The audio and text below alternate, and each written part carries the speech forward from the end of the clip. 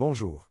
Dans le siècle présent, la parole du Seigneur est tordue pour l'intérêt égoïste des pasteurs et autres bishops. Le Seigneur, en instaurant la dîme sous la loi, le faisait avec une idée de justice sociale. Allons dans la parole. Le premier passage qui parle des dîmes dans l'Ancienne Alliance est lorsqu'Abraham revient de la bataille contre Kedorlaomer et 3 autres rois dans Genèse 14, 17. Il donne la dîme du butin de guerre à Melchisedec, roi de Salem, qui était une manifestation de Jésus-Christ lui-même. Il faut noter que rien n'a été demandé à Abraham. Donc Abraham a librement et sans contrainte, choisi de donner la 10e partie de son butin de guerre.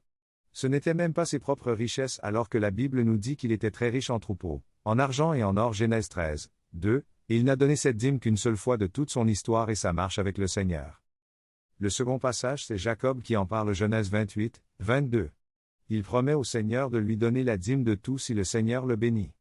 Il n'est plus fait mention dans la parole du fait qu'il a tenu ou non sa promesse. Et nous savons que Jacob est sorti avec beaucoup de richesses de chez Laban.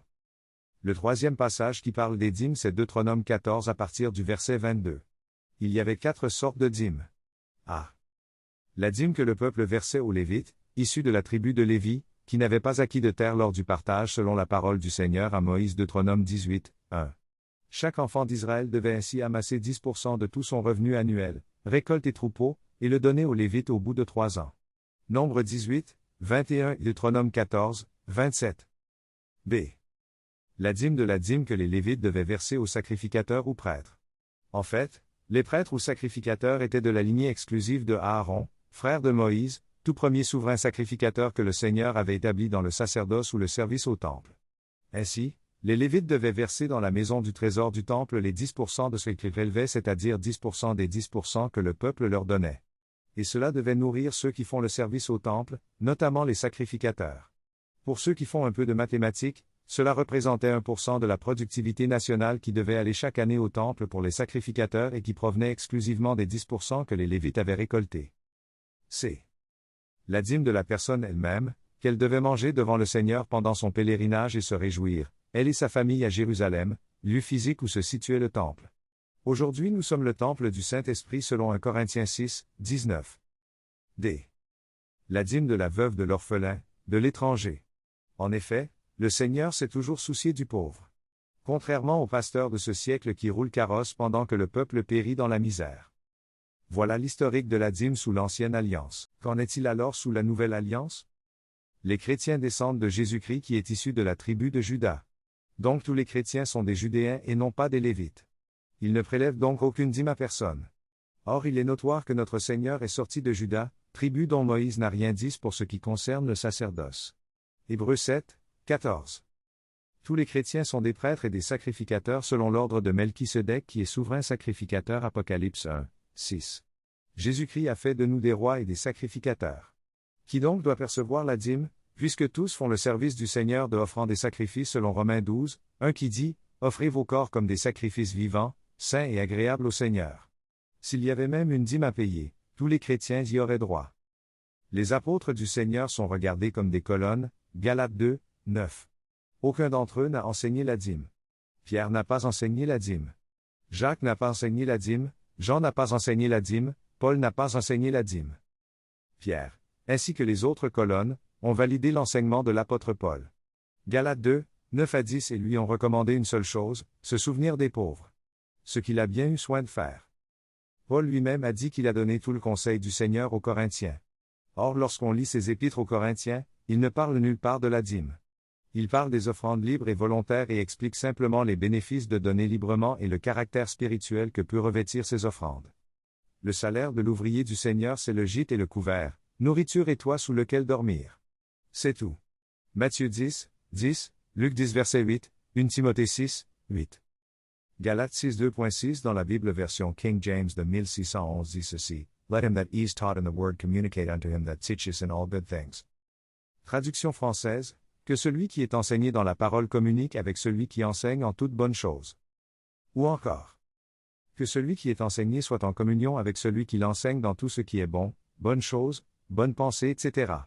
Donc cela revient à rejeter les faux enseignements. Conclusion. Paul dit simplement, donne comme tu as résolu dans ton cœur de donner, sans contrainte ni tristesse, car le Seigneur aime celui qui donne avec joie. 2 Corinthiens 9, 7. Ne paye plus jamais de dîme. Car la bénédiction ne dépend pas de ce que tu donnes au pasteur pour l'enrichir davantage, mais de ta crainte du Seigneur et ta communion personnelle avec lui. Si le Seigneur te demande de donner 1000, donne 1000. S'il ne te dit rien, aide les pauvres et les veuves au lieu d'enrichir davantage les bishops. Faites une offrande dans un orphelinat, ce sera plus agréable au Seigneur que de payer une dîme et entretenir un système que les hommes cupides dirigent. Voici quelques versets que les prédicateurs cupides utilisent pour tromper le peuple. Galates 6 verset 6, que celui à qui l'on enseigne la parole fasse part de tous ses biens à celui qui l'enseigne. La Bible Louis II de 1920 qui est utilisée par la majorité a mal traduit ce verset. En effet, n'oublions pas que Louis II, malgré le grand travail abattu, a édulcoré bien des versets dans la Bible. Cela fera l'objet d'une étude sur cette chaîne. La Bible version King James de 1611 dit ceci en anglais. Let him that is taught in the word communicate unto him that teacheth in all good things. Traduction française, que celui qui est enseigné dans la parole communique avec celui qui enseigne en toute bonne chose. Ou encore, que celui qui est enseigné soit en communion avec celui qui l'enseigne dans tout ce qui est bon. Cela parle ainsi de la communion dans les bonnes choses, les bonnes pensées et donc être en accord sur ce qui est bien et rejeter ce qui est mal. Cela revient donc à vérifier ce qui est enseigné comme le faisaient les disciples de Bérée lorsque Paul enseignait voir Acte 17 verset 11, et à rejeter, après examen, tout ce qui est contraire à la pensée de l'Évangile, tout en s'accordant d'un même cœur et d'une même pensée sur ce qui est selon la parole. Ici, être en communion pour tout ce qui est bon signifie également être en paix les uns les autres, être en harmonie les uns avec les autres, car comment celui qui enseigne fera-t-il passer le message de la parole s'il est en froid avec son frère qui l'enseigne? Autre verset.